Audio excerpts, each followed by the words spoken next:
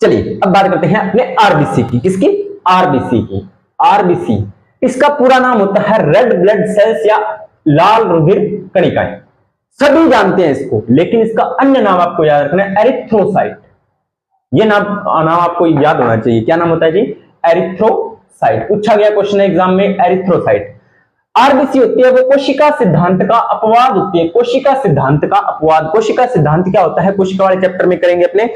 एक कोशिकाओं से दो कोशिकाओं का निर्माण या पुरानी कोशिकाओं से नई कोशिकाओं का निर्माण। तो कोशिका विभाजन के द्वारा कोशिका, एक कोशिका से दो कोशिकाएं बनती हैं। तो इसमें कोशिका विभाजन आरबीसी में नहीं होता।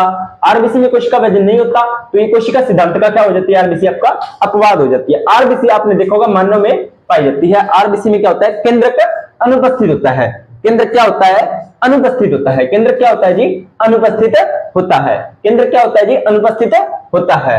किसके अंदर? मानव की आरबीसी होती है। लेकिन इसका भी अपवाद है। इसका अपवाद क्या? ऊंट, यानी कि ऊंट की आरबीसी जो होती है उसके अंदर केंद्रक पाया जाता है। ऊंट की जो आरबीसी होती है उसके अंदर क्या होता है जी? केंद्रक पाया जाता है। एग्जाम में ये क्वेश्चन भी पूछा था।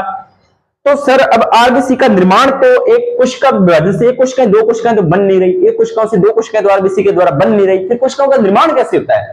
तो निर्माण के लिए आपको ध्यान रखना है फ्रेंड्स, प्रारंभ में यानी कि जब फर्टिलाइजेशन या निषेचन के बाद जो योग सेल होती है वहां से होती है जी आपकी आरबीसी का निर्माण। अब वो प्रारंभ में योग सेल आरबीसी का निर्माण करते हैं, धीरे धीरे बदल जाता है, भ्रूणीय अवस्था आती है जब, यानी कि फिटस, जिसको आप फिटस बोलते हैं, भ्रूणीय अवस्था या फिटस में, फिटस में आरबीसी का निर्माण होता है जी यकृत में। ये मोस्ट इंपोर्टेंट क्वेश्चन है। भ्रूणीय अवस्था में आरबीसी का निर्माण यकृत में होता है। स्टार लगा लेना इसको, एग्जाम में पूछा गया क्वेश्चन है। वयस्क में, यानी कि हमारे अंदर आरबीसी का निर्माण जब हम वयस्क हो जाते हैं, जब हमारे शरीर में बोन मैरो बन जाती है, उस टाइम अस्थि मज्जा या बोन मैरो के अंदर आरबीसी का जो निर्माण होता है, किसके अंदर होता है जी? आरबीसी के अंदर निर्माण, इसका बोन मैरो के अंदर आरबीसी का निर्माण होता है। ये बात आप ध्यान में रख लेना। जीवन काल की बात करें, यानी कि कितने दिन जीवित रहती है? तो 120 दिन जीवित रहती है। कितने दिन जीवित रहती है जी? 120 दिन तक जीवित रहती है। संख्या कितनी होती है इसकी? इसकी संख्या होती है 5.55 मिलियन। एक घन का जो आकार होता है उसके अंदर कितनी पाई जाती है जी? 5.55 मिलियन आरबीसी आपकी पाई जाती है।